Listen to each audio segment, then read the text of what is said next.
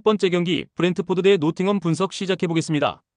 브렌트포드는 주중에 뉴캐슬 상대로 리그컵 8강 일정이 있었으며 전력을 다한 원정 일정이었기에 이 경기에는 다소 체력적 부담이 있고, 그래도 홈에서 최근 2경기 연속 사고를 폭발하는 등 홈 경기력은 좋고, 은베우모와 요한의 위사를 비롯해 킨 루이스 포터와 샤데 등이 경기 내내 타이트한 일정에도 공격적으로 골을 노릴 것이며, 단 야넬트와 카르발류 등이 선발로 나설 가능성도 있다.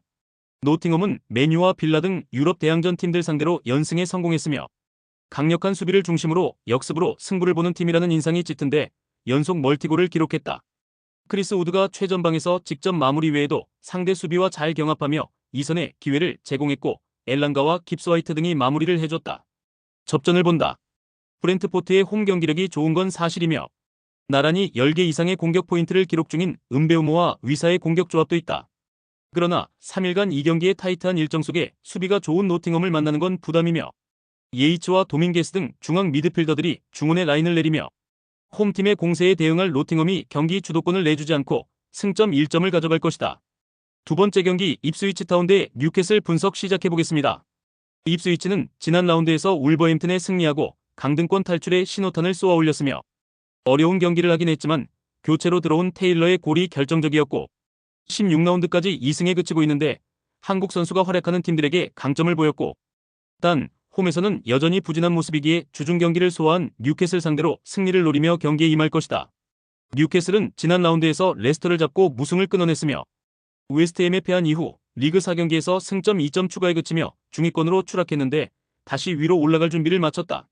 알미론이 컨디션 난조 속에 전력 외로 평가받고 있지만 제이콥 머피와 고든 등이 측면 돌파로 기회를 만들었고 이삭의 최전방 존재감도 확실하다. 뉴캐슬의 승리를 본다. 타이트한 일정에 대한 부담은 있지만 롱스태프와 하비 반스 등 주전급 로테이션 자원이 즐비하기에 안정적으로 로테이션을 가동할 수 있다. 또 입스위치가 중앙 미드필더인 카유스테의 파트너 문제를 여전히 해결하지 못했기에 산드로 토날리와 윌록이 나설 뉴캐슬 중원 상대로 경기의 주도권을 잡기 어렵다. 뉴캐슬이 리그 연승에 성공할 것이다. 세 번째 경기 웨스트햄 대 브라이턴 분석 시작해보겠습니다.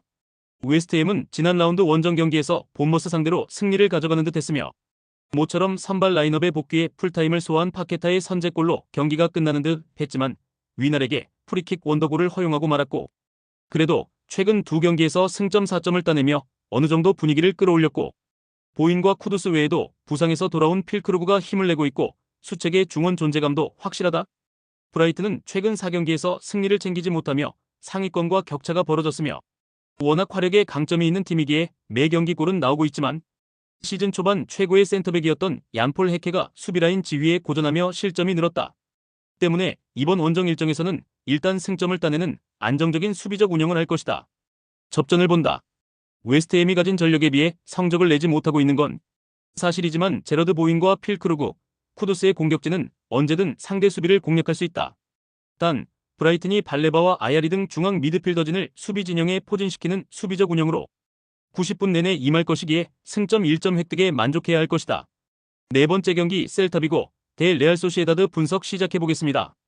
셀타비고는 지난 라운드에서 패하며 순위를 끌어올리지 못했으며 세비야를 상대했는데 경기 분위기를 내준 건 아니었지만 골이 나오지 않았고, 그래도 다소 기복 있는 원정과 달리 홈에서는 착실하게 승점을 따내는 이번 시즌이며 리그 선두인 바르샤 상대로 승점을 따냈고 5위 팀인 마요르카도 완파했고 여전히 정상급 스트라이커로 안정적인 마무리를 하는 아스파스가 있고 알바레스와 민게사의 측면 돌파도 위력적이다.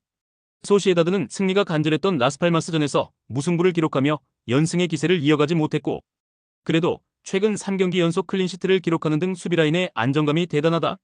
바르샤 상대로도 1대0 승리를 따냈는데 스페인 국대 센터백인 주벨디아를 비롯해 아람부르와 아구에드 등이 상대의 공세를 잘 막아냈고 주비멘디의 중원 존재감도 확실했다. 접전을 본다.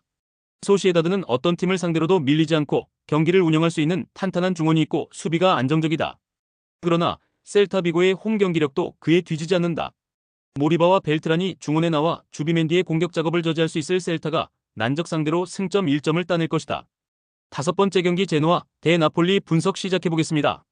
제노아는 승리가 적지만 최근 무패를 이어가고 있으며 피나몬티와 미레티 등 최전방 공격진들의 골이 원활하게 나오는 건 아니지만 수비의 안정감이 대단하고 지난 라운드에서는 밀란 원정에서 실점하지 않았는데 바스케스가 강력한 피지컬을 앞세워 상대의 힘 좋은 스트라이커를 막아냈고 프렌드럽이 최종 수비를 잘 보호했다. 나폴리는 라치오전 연패로 당한 충격을 어느 정도 벗어났으며 지난 원정에서 난적 우디네세를 상대했는데 2골차 승리를 거두고 다시 우승 경쟁에 뛰어들었고 앙귀사와 맥토미니, 로보트카의 중원이 경기력을 끌어올렸고 루카쿠가 특유의 압도적인 피지컬로 공격을 잘 이끌었다. 흐비차가 부상을 안고 있긴 하지만 폴리타노와 논지, 네레스 등 공백을 메울 선수들이 있기에 큰 문제는 아니다. 나폴리의 승리를 본다. 제노아가 홈에서 나폴리 상대로도 쉽게 주도권을 넘겨주진 않을 것이다. 프렌드럽과 소스비 등 나폴리의 중원과 힘겨루기를 할 선수들도 있으며 그러나 고질 문제인 문전한 마무리가 발목을 잡을 것이며 공중볼을 착실하게 따내며 세컨 찬스를 제공할 루카쿠가 공격을 주도할 수 있고 라스파도리와 네레스가 측면 돌파로 기회를 골로 연결할 나폴리가 승리할 것이다. 최종 조합은 영상 아래 고정 댓글로 말 걸어주시면 오늘 정보방에서 무료로 공유해드립니다. 제발 손해보면서 토토하지 말고 다같이 웃으면서 즐겁게 베팅합시다. 함께 하실 분들은 부담 갖지 마시고 편하게 말 걸어주세요.